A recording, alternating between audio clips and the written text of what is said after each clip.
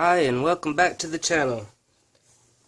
As you probably know, these helping hands are pretty useful. I modified these a long time ago where the magnifying glass fell off, so I just stuck another alligator clip on it, and I got one with two.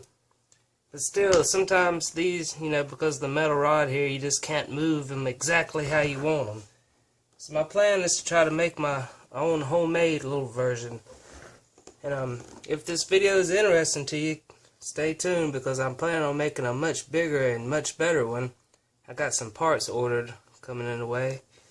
But for now, what I picked up was I seen these at Dollar Tree.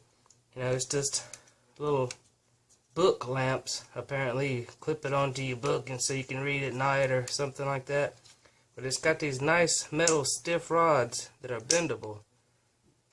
And got this little block of wood, and I was thinking, separate them from the plastic and put them in here.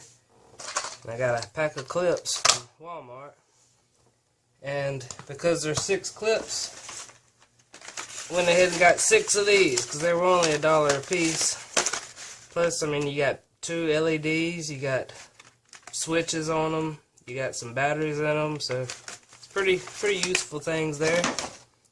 So I'm going to get started with taking this rod off of the plastic, and it looks like it's just hot glued, so this should be relatively easy. And I'll be back soon. Well, that was super simple.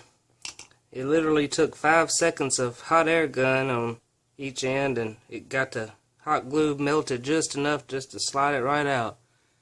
So got to do that 5 more times. And there we are. I got all 6 of them separated. Hopefully these are relatively good size to fit on them. Okay, so I have to spread these open just a little bit to fit over it. That ain't gonna be a problem. And I'll probably solder them on to there just to make a really solid connection.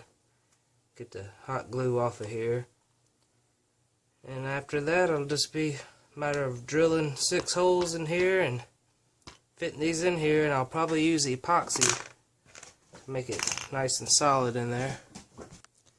So now I have I have it crimped around just to hold it in place, kinda. So now I'm gonna go take these to the soldering iron and have them on there really good. So I have them soldered on pretty decently. They're nice and strong. They let me flex them and everything, but I think I'm going to put some flux on them and just hit them with the hot air gun and kind of add some more solder. Put as much as I can on it to make sure it's going to be a nice sturdy hold. So finish that. Put a little bit of heat shrink on it just to help sturdy it up even more. I figure next it's time to put the holes in the board. So I'll start off with a drill bit that'll fit in the little hole here. Just work my way up from that. It doesn't quite fit, but it's smaller than the hole diameter, so start with that drill bit, work my way up from there. So it just barely fits down in there. I don't want to drill all the way through the wood, so probably put a piece of tape on it about as deep as I want to go. Well, that's pretty much it. That's kind of gives you an example of what it's going to look like. I could have 4 of these holding a circuit board and 2 of them holding components, something like that. The only thing left to do is fill the holes up with epoxy and stick these back in there. Give it a good 24 hours to dry, and it'll be good to go. And, you can move these any which way you want to. So for $6 for the little metal rods, and the wood was free, and I can't remember exactly what I paid for the alligator clips from Walmart, but I don't know. I'm guessing under $10. It's a lot better than the one I showed earlier, and this will hold me over till I build my bigger, better version. So thank you for watching.